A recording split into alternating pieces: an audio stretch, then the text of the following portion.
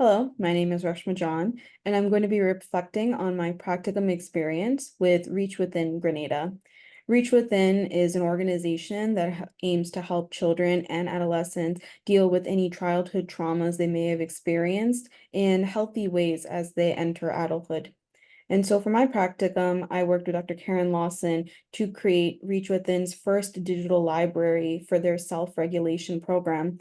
And specifically, this is going to be focusing on rhythm training and how rhythm training and self-regulation can help these children deal with any stressful or sad or traumatic situations and turn it into something positive. And especially as they enter adulthood, it will help them kind of lead more healthy and more productive lives. And so for the videos, I created two videos, one for children, specifically between the ages of 3 to 10, and one for teens between the ages of 11 to 17. And each video was different in terms of the activities that were more appropriate to each age group and also took into account some cultural factors that would help them connect with the material. So for the children, provided an overview of what rhythm training is in a very simplified form and how it can be beneficial to them. And the activities that I suggested were all very minimally resourced activities. Children don't need any major, tools or aid for them. It's very easy to do. So the activities, one was called Tickly Rain, and it's a song that they sing. And they also use their hands and their body to like move around, and that helps with self-regulation. Another activity was rhythm clapping, where they clap to different types of rhythms, and it's a very easy sort of movement and also activity that they can do in their everyday lives if they hear a particular rhythm. And then the final activity is a very classic head, shoulders, knees, and toes, which is something that's very well known here in the United States. And based on the literature, which stated that helping children ground themselves with different activities can help with self-regulation, I found that the singing and the different movements of head, shoulders, knees, and toes would fit in very nicely with this program. After the activities, I also created a sort of quiz that's very easy to follow for the children to just kind of reflect on what they had learned, and also some discussion questions that tied in cultural concepts and seen in Grenada and how the children can use everyday items around them in order to self-regulate. For the teens, the video was a little bit more in depth in terms of what rhythm training is, how it affects the brain, and how it can allow them to lead very healthy lives as they enter adulthood and age out of the Reach Within system. And so the activities that we did here were very culturally sensitive and brought into aspect some of the resources they already have at their disposal, like the djembe drums, for example. I listed out a couple of different rhythms that they can do with the djembe drums and demonstrated them. And since they already have the drums with them at the facility, it's a very easy activity for them to pursue.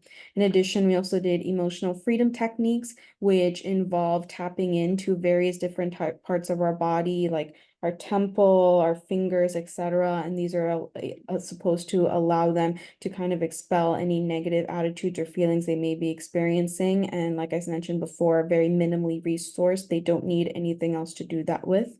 And then finally, an activity that was going to get them up and moving was body percussion, where they actually clap, they tap their thighs, they stomp their feet, gets them very active to any song. So we did Justin Timberlake's very popular song that they were very well known to, and that is supposed to not only get them up and moving, but kind of counter any sort of negative actions or feelings that they're experiencing into something very positive.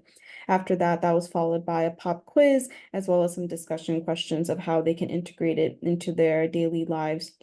And these videos will be played for the children and the teens at specific times at Reach Within and will be the start of the digital library for the program. In addition, for my deliverables, I did a PowerPoint presentation that explained different ways in which Reach Within can evaluate the self-regulation program.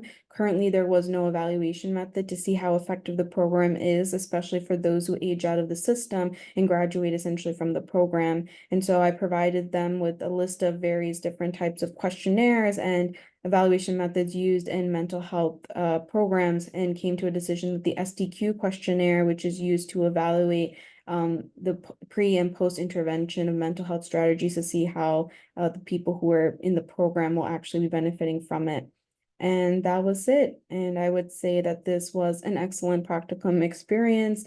It allowed me to have a lot of creative freedom in terms of how I created the videos, the activities that I wanted to pursue, how I wanted to present the information. And Dr. Lawson did a really great job of providing me with an overall guideline of how the videos should be displayed, and also kept in mind the age groups of the children and the teenagers that I was going to be speaking to. Children, because of their age, will obviously need things explained a little bit more simply compared to the teens. But overall, it was a very good experience of how to communicate across an online platform as well without meeting these children in person. And in some terms of cultural considerations, prayer is very important in Grenada. And so at the beginning of each video, we actually start off with the prayer that's led by one of the directors and employees of Reach Within. So that also ties us in with the organization very well, and also takes into account the importance of religion in the community. And at the very end, we, talk about Grenadian like cultural concepts like soca beats, dancing, etc., that the children can recognize as ways to utilize self-regulation.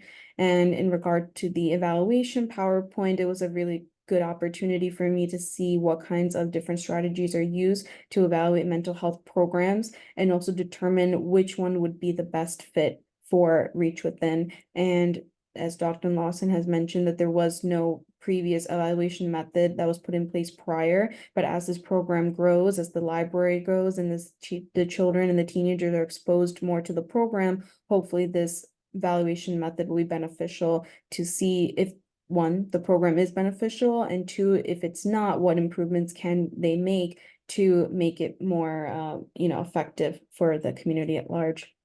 And I believe that concludes my presentation. Thank you very much.